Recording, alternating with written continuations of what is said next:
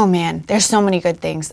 This sounds cliche, but I really love getting to meet people that you would never get to meet in a million years otherwise. And the thing that I still can't believe is part of this job is that if you have a question, or if you're curious about something, or if you think some answer that somebody has given sounds like BS, it is your job to just call up whoever knows that answer or try and track down whoever knows the answer and just be like, hey, let's talk. And that's amazing. That's wonderful. That is our job all day long, is trying to figure out, what do people need to know? What's going on? What's going to help somebody in their life just on a very practical level? And how do we do that? And then on top of that, how do we make it interesting and the kind of thing that you genuinely want to listen to? And that's amazing. That's an amazing job.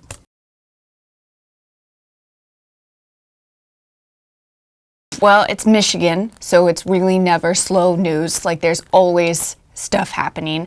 I really like pieces about schools. I really like education pieces. I really like pieces, obviously, the kind of pieces that, we all like, the kind of stories that we all like when there's people fighting for justice or trying to right wrongs or just trying to lead better lives and what that process looks like. And the very realistic moments, the moments in stories that make people very human and kind of imperfect and flawed, but, sometimes fundamentally good people. Those are my favorite stories. They're great. Okay, so my favorite NPR show is actually, oh man, this is so tough. Okay, everybody says This American Life and Radiolab, and those are great. But I also really like WNYC's Two Dope Queens. That is fantastic. My favorite podcast is not an NPR one. It's actually Savage Love with Dan Savage, which is amazing. And my favorite host is Terry Gross. And one time I was working from the station where she is out in Philadelphia, and I was so starstruck that I actually was she's got a big glass office out front, that I just was walking past her office every so often, just not subtle at all.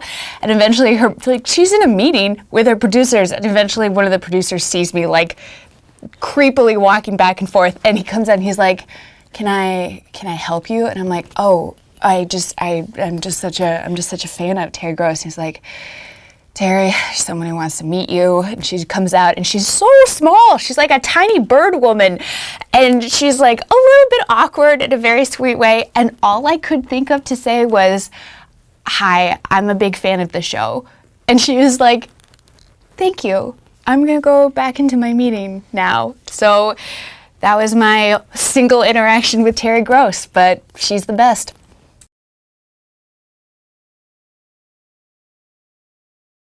We make really good use of that money. I have seen, it has a real impact on what we are able to do. And when you work here, you realize that you realize just what a big amount of support that listener money is, and how directly you can see it already, allow us to do more reporting and allow us to bring you news in different ways. I like to say that Michigan radio is they're probably not gonna like this. Michigan radio, punches above its weight class. We don't have hundreds of reporters, but we really work so hard to try and have impact. And I watch how much that listener support directly translates into being able to do more things. And that's really great.